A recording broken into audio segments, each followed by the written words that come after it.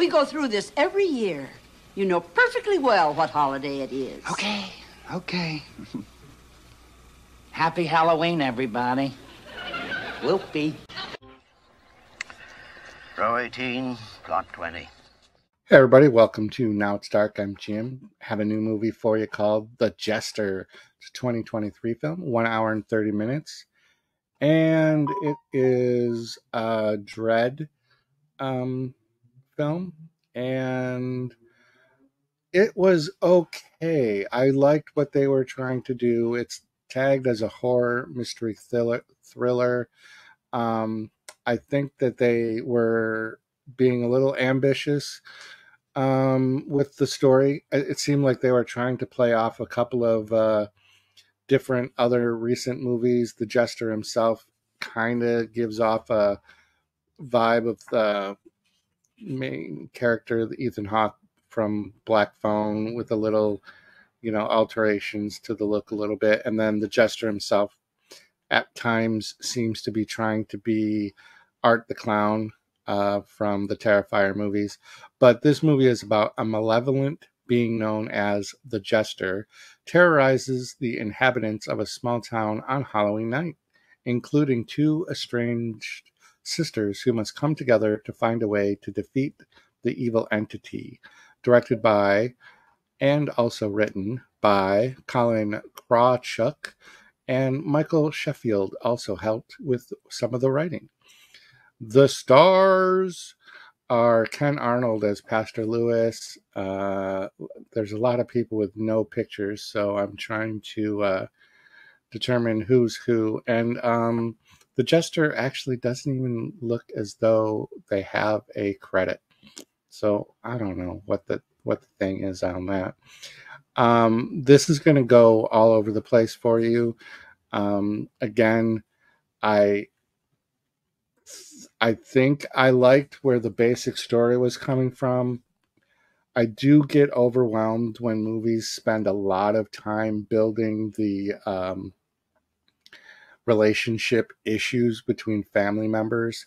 So unfortunately, this does that, where we waste a lot of time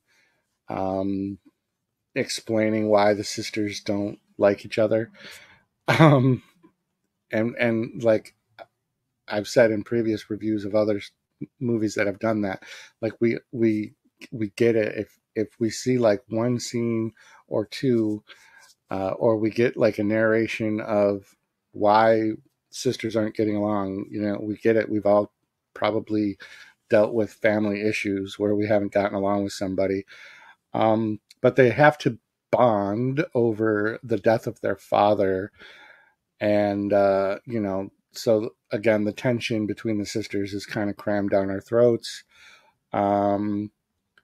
There is a couple of neat Easter eggs in the backgrounds of the movie. One of them was pretty extensive, which is kind of cool. But then the story kind of follows each sister after this funeral. I thought some of the acting was a little overdone for some of the secondary characters. Like there was the funeral or the cemetery caretakers. There was two of them. I guess they would be grave diggers. Their acting, their scene seemed a little bit over the top. The Jester, it's one of those weird situations where they're silent, so you kind of almost are dealing with like a mime type situation, but then the Jester is doing magic tricks. So there's some creative kills in there. Like I do really kind of think they had like this real good idea, and some of it was executed and then other parts weren't as good. So it's a little all over the place.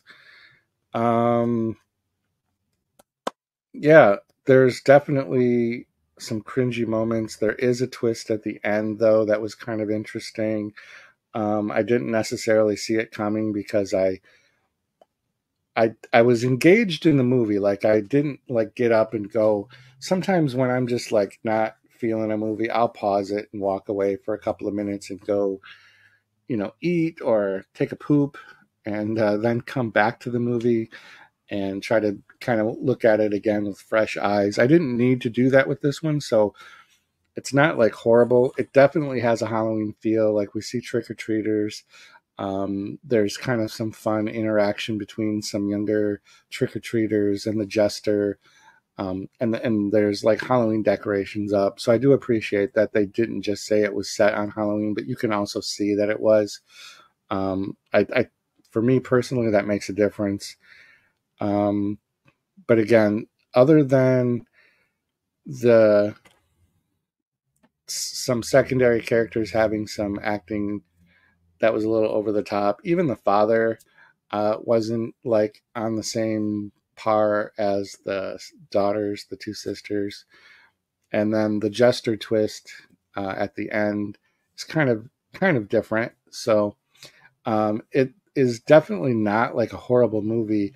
I think I watched this on Amazon. At the time of filming of this review, the gross for this was only $11,000, but I don't think this went to any theaters. So I mean, maybe that's good or maybe it's bad. I don't know. Yeah, so check out The Jester if you like kind of like anything I said about this movie, and let me know in the comments down below. Because I'm really, this is one of those movies where I need to hear some other input because I feel like I could go either way on this. Like it's either really bad. Like if I look at some of the reviews, some people are rating this only like a 1.